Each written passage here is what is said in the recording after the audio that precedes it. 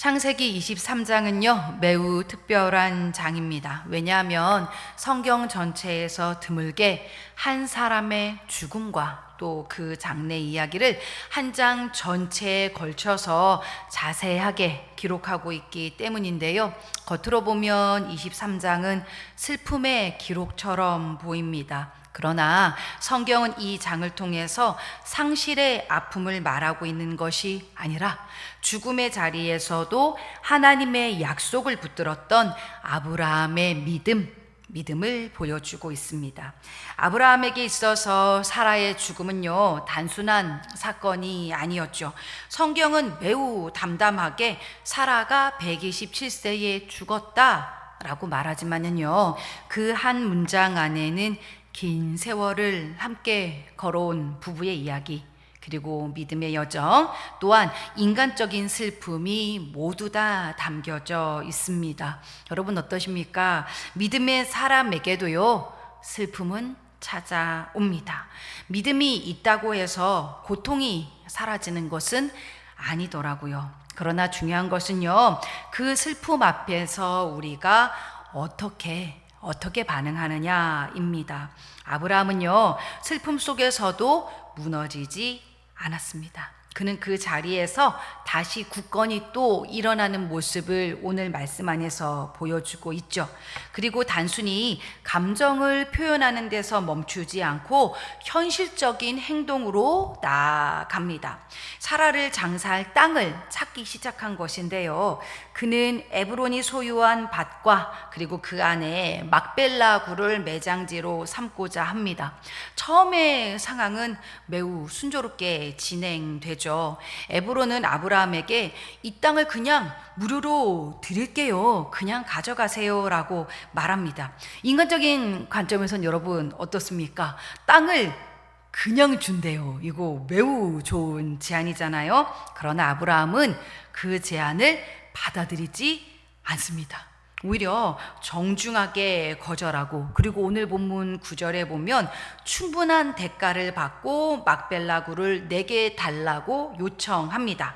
아브라함의 간곡한 요청에 에브론은요, 15절에 보니 은 400세겔이라는 가격을 알려주죠. 근데 여러분 참 이게 아이러니합니다. 사실 이 금액이 꽤 비싼 가격이거든요. 무료라고 했다가 갑자기 너무 비싸게 왜 이렇게 부르냐? 그러면 이쯤 되면 어떻습니까? 아까 사장님 아까랑 말씀이 너무 다르시잖아요. 무료로 주신다고 했다가 왜 이렇게 비싼 값을 부르십니까? 좀 깎아주십시오라고 저희 생각엔 좀 말할 수 있잖아요. 그러나 아브라함은요, 일체의 흥정 없이 깔끔하게 은 400세겔을 지불하고 그 땅을 정식으로 구매합니다. 여기서 우리는 자연스럽게 질문을 하게 되죠. 왜 아브라함은 거저 받을 수 있는 것을 굳이 비싼 돈을 주고 샀을까? 먼저는요, 현실적인 이유입니다. 당시 문화 속에서는 무료로 받은 땅은요, 훗날 후손들 사이에 분쟁의 소지가 될 수 있었습니다. 이거 원래 우리 땅이었다 주장하면은 다시 돌려줘야만 했던 것이죠. 그러나 모두가 보는 공개된 자리에서 정당한 값을 지불하고 산 땅은요, 누구도 부인할 수 없는 정식 소유가 되었습니다.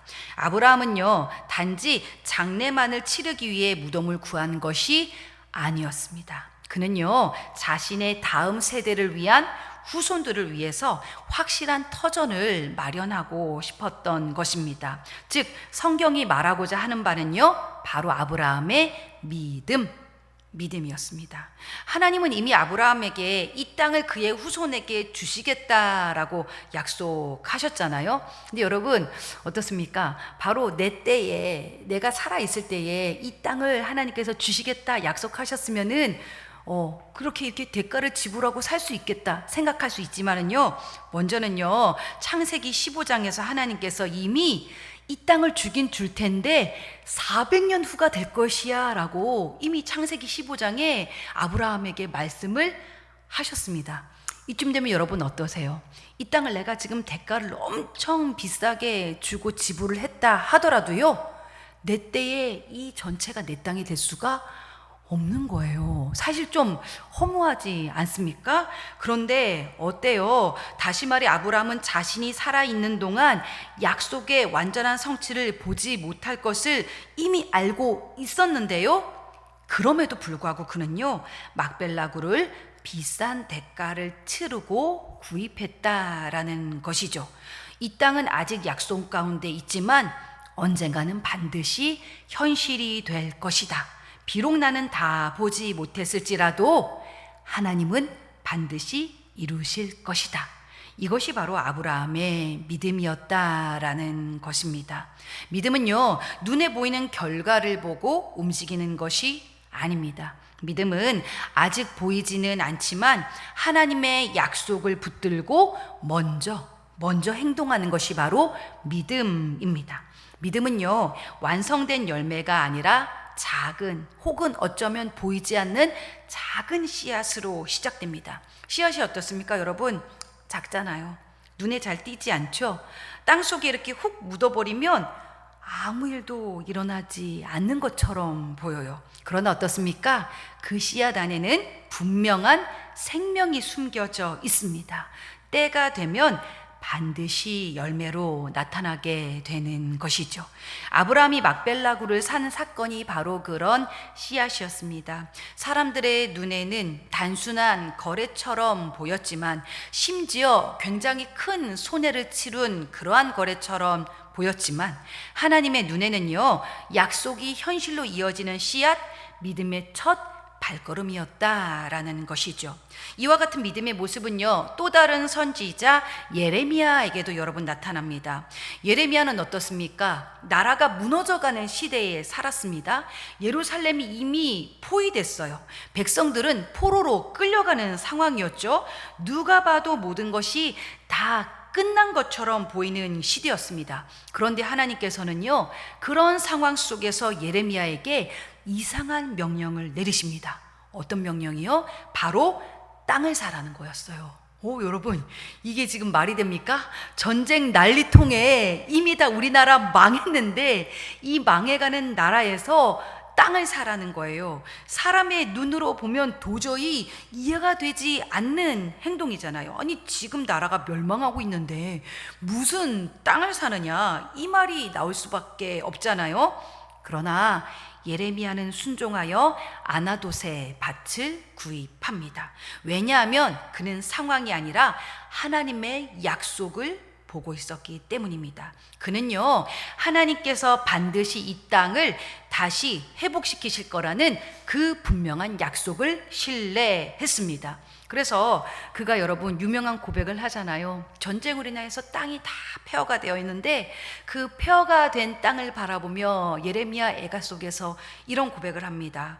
여호와의 인자와 긍휼이 무궁하심으로 우리가 진멸되지 아니함이니이다. 이것들이 아침마다 새로우니 주의 성실하심이 크시도소이다. 할렐루야, 아멘. 여러분, 이게 찬양도 있잖아요. 아침마다 새롭고 늘 새로우니, 아시죠? 주의 성실이 큼이라. 신실하신 주님.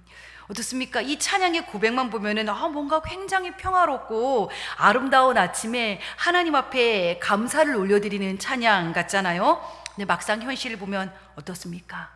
내 나라가, 내 조국이 다 망해버린 것입니다. 뿐만 아니라 사랑하는 사람들이 죽거나 혹은 포로로 끌려간 비통한 상황이었어요. 성전도 무너져 버렸습니다. 그런 상황 속에서 주의 성실이 큼이라. 신실하신 주님, 신실하신 주님. 어떻게 이런 고백을 할 수 있었을까요? 예레미야는 눈앞에 보이는 상황으로 하나님을 판단하지 않았기 때문입니다. 믿음은요, 상황으로 하나님을 판단하는 것이 아니라 하나님의 말씀 가운데에 이 상황을 해석하는 것입니다. 믿음의 눈으로 해석하는 거예요. 상황은 다 끝났다고 말하지만 하나님은요, 아직 끝나지 않았다라고 말씀하십니다. 이것이 바로 믿음이에요. 믿음은요, 절망을 끝으로 보지 않고 시작으로 보는 시선입니다. 믿음은요, 현재가 아니라 하나님의 약속을 붙드는 삶입니다. 믿지 않는 나의 자녀, 또는 믿지 않는 나의 가족, 때로는 가슴 아픈 나의 가족들이 있을지라도 그 눈앞에 보이는 현실로 무너지는 것이 아니라 하나님의 약속, 그들을 살리고 구원하실 거라는, 회복시킬 거라는 하나님의 약속을 붙드는 삶이다라는 것이죠. 그러므로 창세기 23장은 우리에게 분명히 말하고 있습니다. 믿음은 감정이 아니라 행동이며 생각이 아니라 심는 것으로 순종하는 것입니다. 사랑하는 성도 여러분, 우리의 삶 속에서도 사라의 죽음과 같은 그러한 순간이 찾아옵니다. 어떠세요? 기도했지만 응답이 늦어지는 시간. 와, 그렇게 오래 기도했는데 왜 이렇게 구원의 역사, 회복의 역사가 일어나지 않는가? 기대했지만 전혀 내 뜻대로 이루어지지 않는 시간. 와, 뿐만 아니라 전혀 이해되지 않는 이러한 상실의 시간. 어떠십니까? 이미 경험해 보신 적도 있으시죠? 그때 어떠셨어요? 우리는 이제 그만 멈추고 싶어지잖아요. 혹은 때로는 그냥 아무것도 하고 싶지 않은 그러한 때도 있습니다. 그때는 하나님이 마치 침묵하시는 것처럼 느껴지거든요. 그러나 여러분, 바로 그때가 믿음의 씨앗을 심는 시간입니다. 힘들수록, 고통스러울수록, 하나님이 침묵하는 것처럼 느껴지는 시간일수록 예배의 자리를 더욱더 지켜내고 기도의 자리를 포기하지 않는 것입니다. 고단하고 힘들어도 말씀을 붙들고 어떻게든 하루하루를 살아내는 것입니다. 사람들이 보지 않아도 하나님 앞에 정직하고 또한 신실하게 믿음을 지켜내며 오늘을 살아가는 거예요. 이것이 바로 믿음의 씨앗입니다. 당장은요, 아무런 변화가 없어 보여도요, 하나님은 반드시 때가 되면 그것을 열매로 바꿔 주십니다. 그렇기 때문에 여러분, 선을 행하되 낙심하지 마십시오. 저희 더본교회가요, 이제 개척 1년 6개월 차에 이르렀습니다.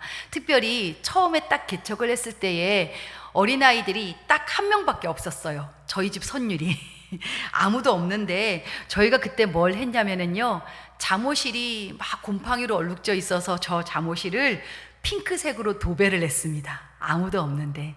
그리고 아기들이 없는 상황 속에서 누군가는 유아 의자를 2개나 새 것으로 준비해 주고, 또 아기들이 먹을 식판을 믿음으로 준비해 준 손길이 있었어요. 아무도 없는데 뿐만 아니라 올 초에는요, 저희가 믿음으로 2층 안단테를 교육, 다음 세대를 위해서 주일마다 대여하고, 또 이렇게 교육 전문가 전도사님들을 청빙하여 다음 세대를 위한 씨앗을 심었습니다.